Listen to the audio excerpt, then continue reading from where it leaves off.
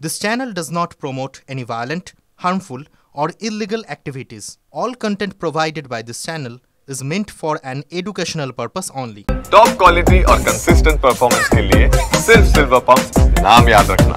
কসবা গণধর্ষণ কাণ্ডের মূল অভিযুক্তের বিরুদ্ধে অভিযোগের পাহাড়, একাধিক এফআইআর, একাধিকবার কলেজ থেকে বহিষ্কার, কিন্তু তারপরেও বারবার প্রশ্রয় পেয়েছে এই মূল অভিযুক্ত। 2012 সালে অ্যাডমিশনের পর 2013 সালে এই মূল অভিযুক্তের বিরুদ্ধে কালীঘাট থানা এলাকায় এক ব্যক্তির আঙ্গুল কেটে নেবার অভিযোগ ওঠে। তখন ওড়িশায় গিয়ে গা ঢাকা দিয়েছিল এই মূল অভিযুক্ত। পরবর্তীকালে 2017 সালে ফিরে এসে ফের সাউথ ক্যালকাটা ল কলেজে রিঅ্যাডমিশন নেয় এই মূল অভিযুক্ত। তারপরেও তার বিরুদ্ধে লাগাতার শ্লীলতাহানি এবং যৌন হয়রানির অভিযোগ উঠেছে।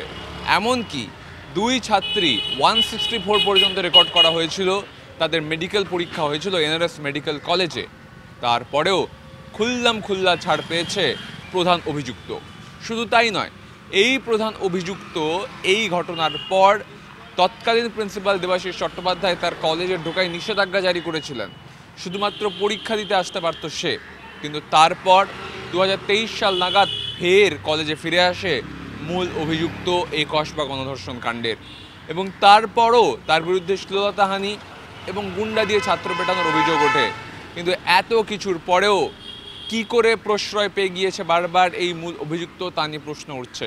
কলেজে ভীষণই নানান রকম ভাবে করতো, প্রবলেম ক্রিয়েট করতো, মানে প্রিন্সিপালকে তো ভীষণ ভাবে মানে হয়রানি করতো মানসিক ভাবে, এভাবে মানে ওর ভীষণ উপদ্রব বরাবরই ছিল। এবং যার জন্য আমার হাজবেন্ড যখন প্রিন্সিপাল ছিলেন, ওকে বিভিন্ন সময় ওর অত্যাচারে মানে হয়ে উনি অনেক ব্যবস্থা নিয়েছিলেন, মানে অনেক শৃঙ্খলা ভঙ্গের অভিযোগ ওর বিরুদ্ধে ছিল এবং ওকে কলেজে আসাও বন্ধ করে দিয়েছিলেন। অকারণ হেনস্থা, মানে কারণে অকারণে, মানে ভর্তির জন্য, বেআইনি ভর্তির জন্য চাপ, বিভিন্ন অনুষ্ঠানকে সামনে রেখে অবৈধভাবে কলেজের টাকা নেওয়ার জন্য চাপ দেওয়া, সব রকমই ও করতো আর কি।